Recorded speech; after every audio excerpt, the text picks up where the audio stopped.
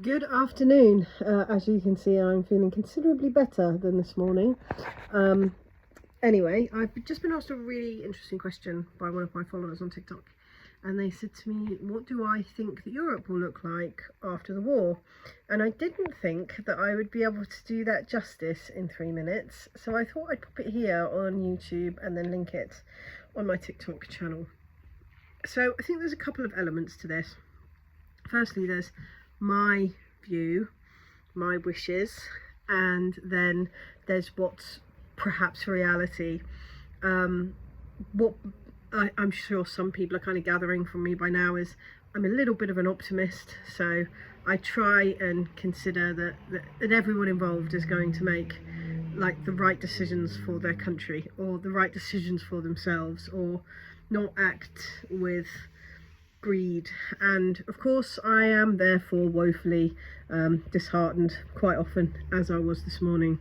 Anyway, I think that what really rang true for me was something that a wonderful and very beautiful man who goes by the name Middle Nation on TikTok, called Shahid Bolson, said.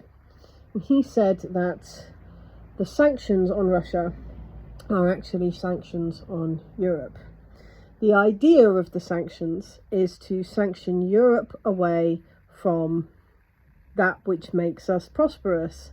And if you look at the progression of GDP, it's true. You know, as soon as we overtook America, those sanctions came, and they are not for the purpose of sanctioning Russia away from stuff. Russia's got all the stuff. They sanction Europe away from stuff. They make us poorer. And I'd highly recommend that everyone go and look at Middle Nation, because he's beautiful and he makes an awful lot of sense.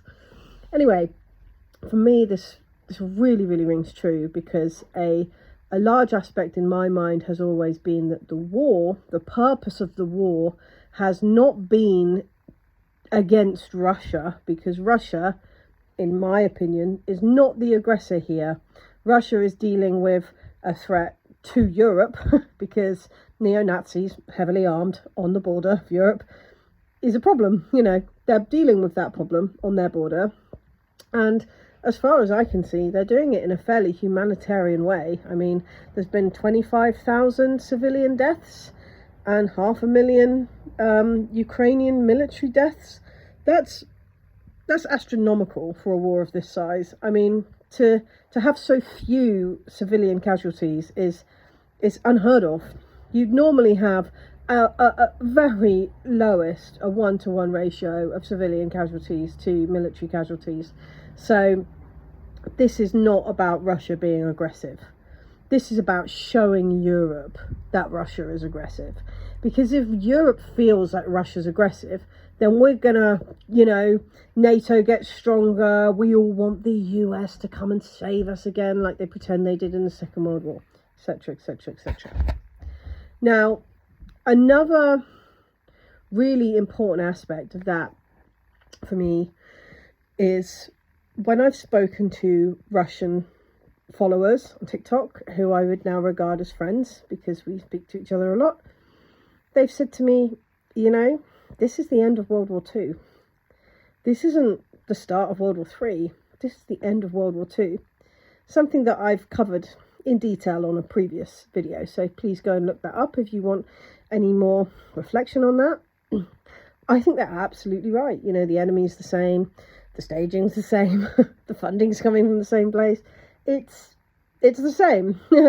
And when you speak to Africans, they say the Third World War will be fought in Africa. And upon reflection, I think that they are right. And the reason for that is the reason that Europe has become so prosperous is because we have raped Africa. And the Africans have now, how to put this, have grown up. They are not being owned anymore. They are like, no, they are rejecting that. And I think that that's a really important reflection to make as Europeans, because, you know, we have to be aware that things are massively changing. What do we do other than imperialism and war? Like, what do we export?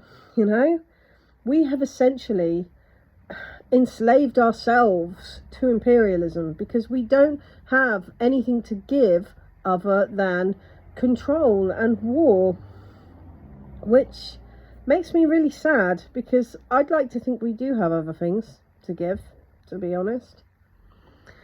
So, what will Europe look like after the war? Well, the security of Europe has to change, and Mr. Putin has made that clear, that is a stipulation for him ending this war, that the security of Europe absolutely has to change.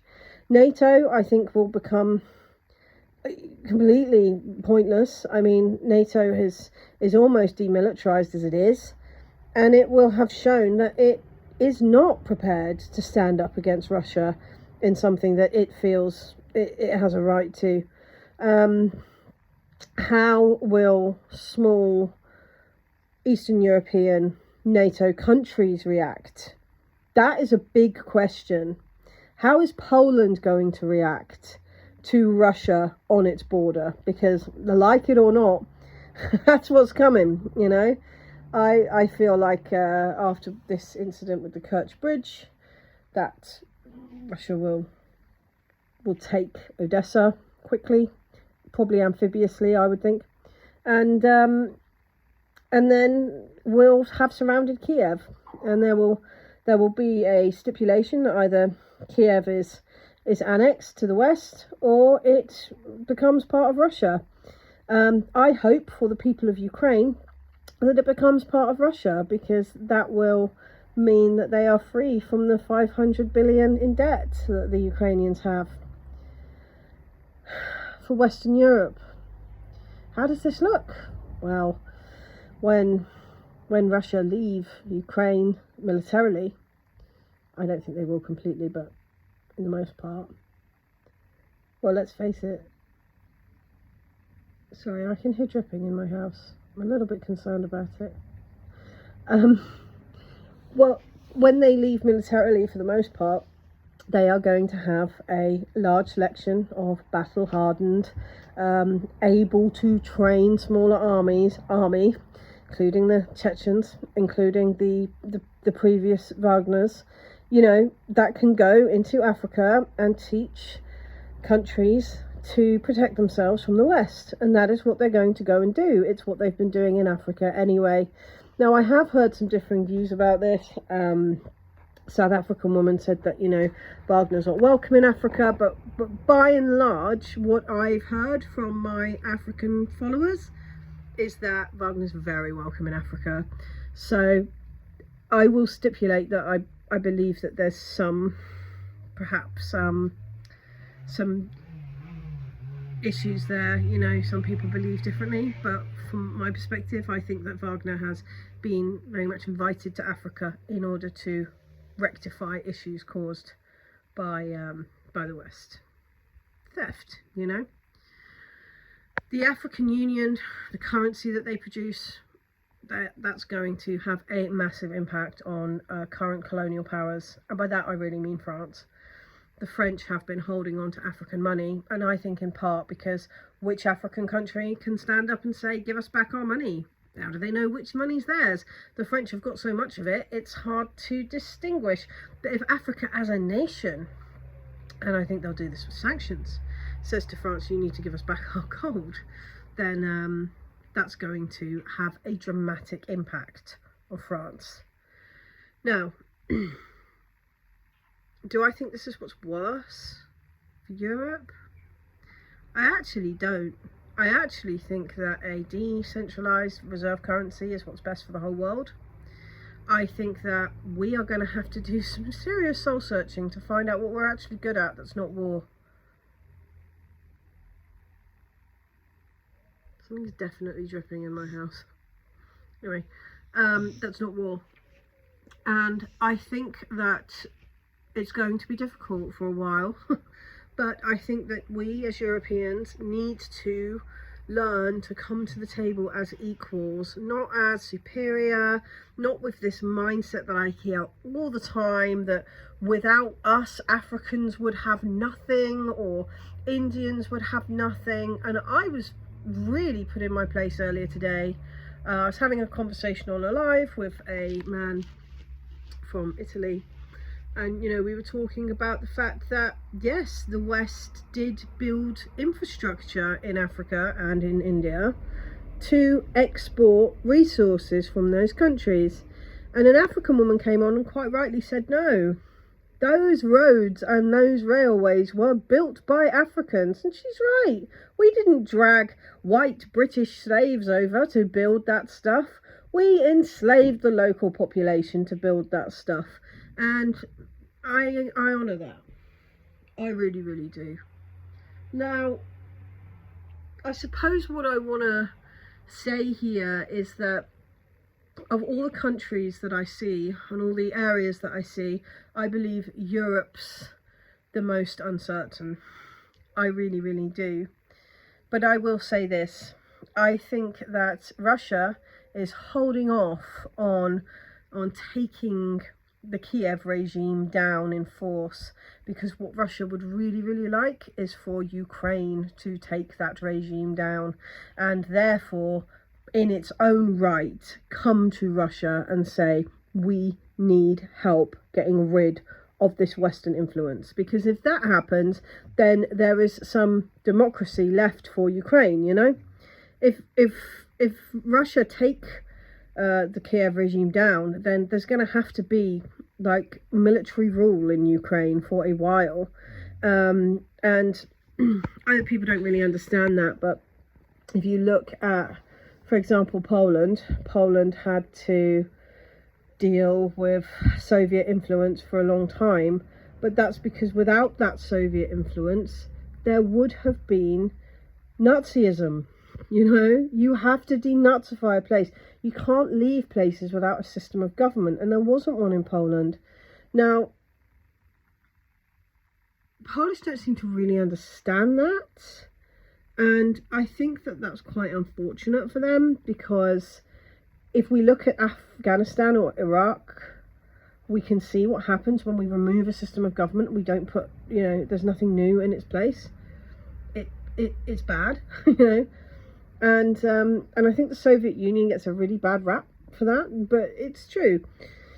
Anyway, I don't think that Russia will, or China actually, will want Europe to fall into a pit of chaos and fascism and poverty. But we, Europeans, actually have to come to the table and be modest and be humble and be able to trade and honour the people around us. We have to acknowledge that the reason why our lives have been the way that they were for those hundreds of years was because we were raping Africa, you know, and we need to find our own worth and our own might that doesn't involve colonialism, imperialism or globalization. Okay, that's honestly what I believe. What's the future of Europe? To be honest with you, I don't know, but I hope that it will be a future where we don't have to be ashamed. I hope it will be a future where we can trade. I hope it will be a future where my children can find a trade and feel that they have something that they own. I hope it will be a future where multinationals can't buy up all of our resources. I hope it will be a future where we live off our land and don't feel the need to invade other places. And I hope it will be a future without NATO, because I think NATO is a huge problem. All of the wars that have existed, certainly in my lifetime, but for many, you know, for a good couple of generations before as well, have existed because of NATO, and that is a fact. I believe that they make Europe less safe, and I don't think that Russia will stand for that. So I think we have to acknowledge that the security framework of Europe is going to change. But with the African Union, the trade of Europe will also have to change, and we need to be ready for that, because that's going to be a huge culture shock, and all of these things linked together. Ukraine, I think they're on their last legs. They're making very desperate moves. I don't think it's going to take very long until most of Russia can head out of Ukraine, and now they don't have the trials and tribulations they had with the State Duma stopping them from going into other countries and having a foreign force, which is why they had Wagner, and so that's almost certainly what they're going to do. They're going to go and sort out Africa and the African Union. We need to be aware of what that means for us. I hear a lot of Europeans say that we are necessary to Africans, that Africans need us. No, we need Africa. We do. There's too many of us to not have trade with Africa, and it's time that we came to the table. In the future, I see a Europe that has much more sovereignty, that has clearer borders, because I think that that's what most people want and need. I see a Europe, hopefully, that can produce excellent art, excellent crafts, and maybe get back to some of the innovations that we had at the start of the Industrial Revolution. That's what I hope for. And I really, really hope I'm not proven wrong. Anyway, I did forget to mention on my last video, because I was too angry, that my name is Fiona Ryan and my tagline is "Diplomacy is free." You can find me on TikTok. I update frequently throughout the day, and I do lives as well, so please come along and have a chat. I have a Patreon and a Buy Me a Coffee link, which I'll pop in the comments if you want to support me and my young family. It all really, really helps. Much love to everyone, and I hope you have a good day.